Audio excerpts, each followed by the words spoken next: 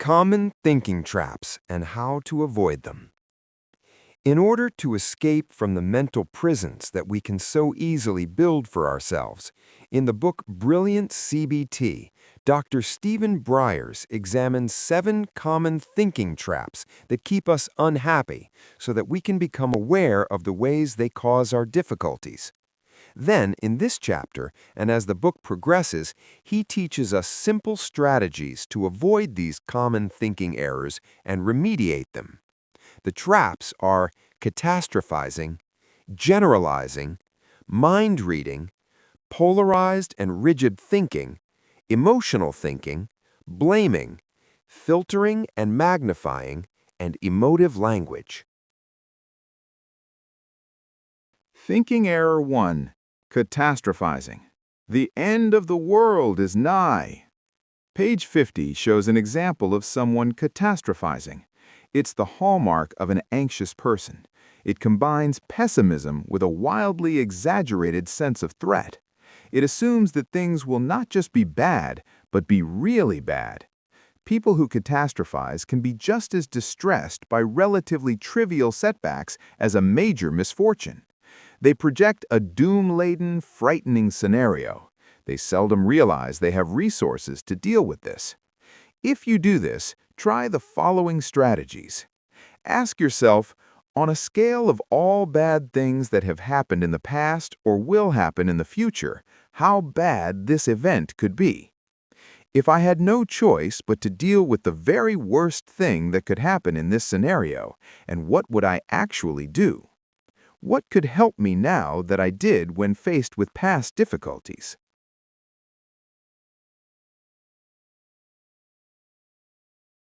Thinking Error 2. Generalizing. Things always go wrong for me. We're drawn to patterns. Some people generalize more than others. These people require little evidence in order to deduce laws and assumptions about the way the world works. In the case of a depressed person, these tend to be downbeat. A man loses a game and concludes, "I don't win at anything." A kid gets teased at school and concludes, "Everyone hates me." An old lady reads about a mugging locally and concludes, "No one is safe these days." These generalizations are far-reaching and universal conclusions drawn on the basis of a single experience or discrete bit of information. People who use the words never, always, everyone, and no one are probably vulnerable to generalization. To counter these generalizations, we need to look for exceptions to our rules, e.g., winning once means you don't always lose, and having one friend means that not everyone hates you. Have to be careful generalization doesn't become a self-fulfilling prophecy. For example, believing you're universally unpopular means you won't make the effort to make any friends. Thinking Trap 3. Mind reading. She thinks I am an idiot. We can reliably infer a lot of things from a person's behavior and past actions towards us. However, sometimes our imaginations can run riot, leaping to conclusions about other people's motives and attitudes based on little hard evidence. We especially do this when those motives and attitudes affect us. We have no way of knowing for certain what someone else is thinking without them telling us. Not asking leaves us open to a host of paranoid projections and misunderstandings. We are most likely to mind read when the motives and attitudes affect us directly. In order to counter this, consult other people regarding their views and opinions. For example, others what they value about you. Examples on page 53 to 54. Thinking Error 4. Polarized and rigid thinking. It's black or white, 100% or not good enough. If it's not the best, it's rubbish. You're a winner or a loser. The world simply doesn't fit into categories like that. It isn't that simple. Overclassifications are always imperfect. Trying to put the world into boxes like that will create all kinds of problems if you think like that. Polarized and dogmatic thinkers have strong moral judgments and self-evaluations, which can cause a great deal of unnecessary distress. They can also spend a lot of time trying to impose their classification system on other people, believing their way is the only way. This leads to evils including racism, bigotry, sexism, and political extremism. They consequently put themselves and others under a great deal of pressure. CBT encourages more flexible, sophisticated ways of perceiving the world. It's not about ditching values or becoming amoral. It's just that extreme thinkers have few places to go mentally, as their thinking is that rigid. Look out for the words should, ought to, and must. This may indicate the presence of unhelpfully rigid assumptions about the person or yourself and the world.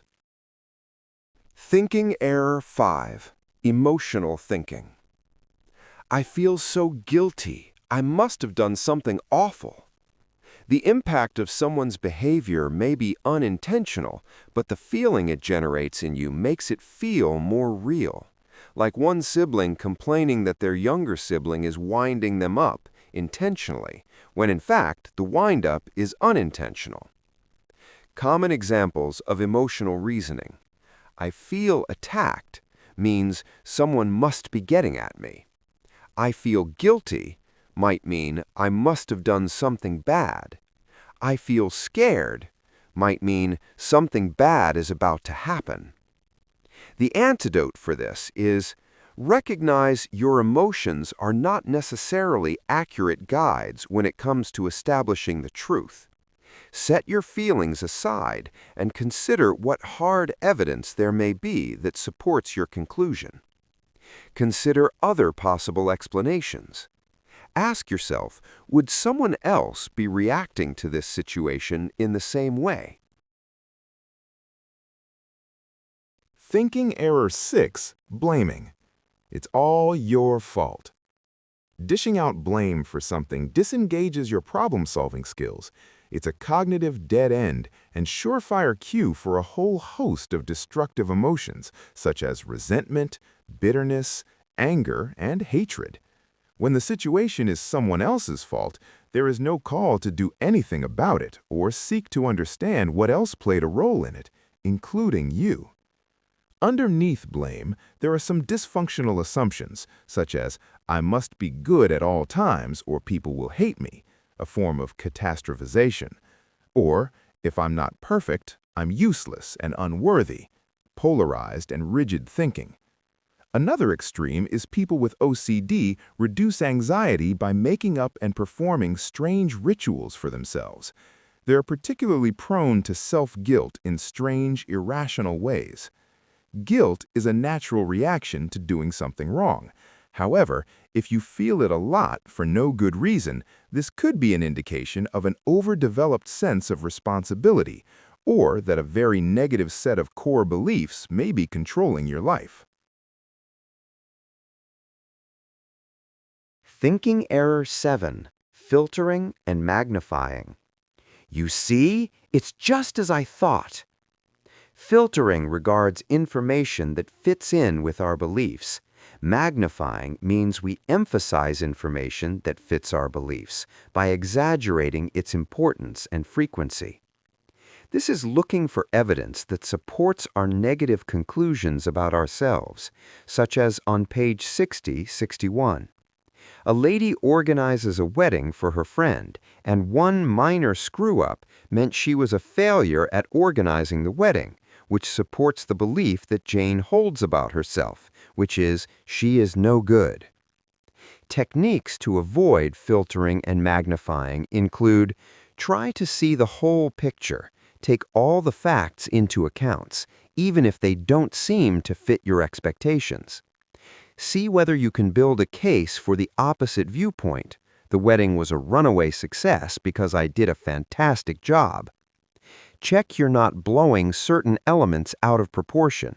You could ask, did other people react in the same way as you?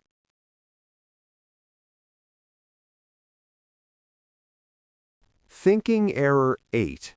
Emotive Language. We describe events to ourselves in ways that can either inflame our reactions or calm them down.